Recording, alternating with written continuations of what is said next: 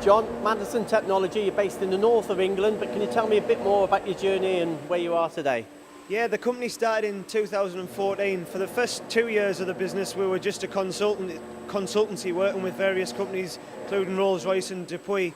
And then at the end of the second year, we decided it was time to inject some cash into the business and try and grow it. So we went into the subcontract CNC market, and we visited Rugby to see Romi, which we visited various other companies, but we decided on Romi in the end, and that's where we are. We ended up ordering the D800 in June to be delivered in July, and then due to capacity issues, we've decided to buy the D1250, which you can see behind us, and that's now been running for the last month or so.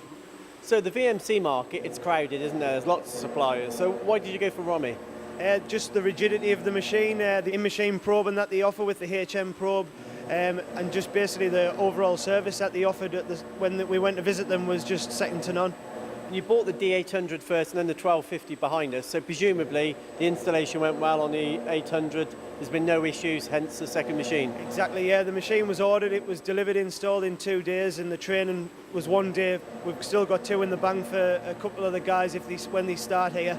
And then we ordered the machine at the end of November. It was delivered and installed within 2 weeks of that, so it was really, really good. And behind us, we can see some high-feed milling now, an indexable cutter. So presumably your high-feed milling are quite heavy, robust machines, are they? Yeah, really high feed.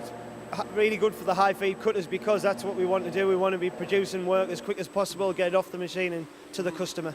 So you're a young company. What's the future hold? Are you going to continue to invest in Romi or other machines? That's the hope, yeah. As long as work keeps coming in, we're hoping to invest in the 5-axis, 5-face machine that they offer, and potentially a lathe, but I don't know which type to go for yet, and just try and get in as many sectors around the northeast as possible in oil and gas, aerospace and jig and tool.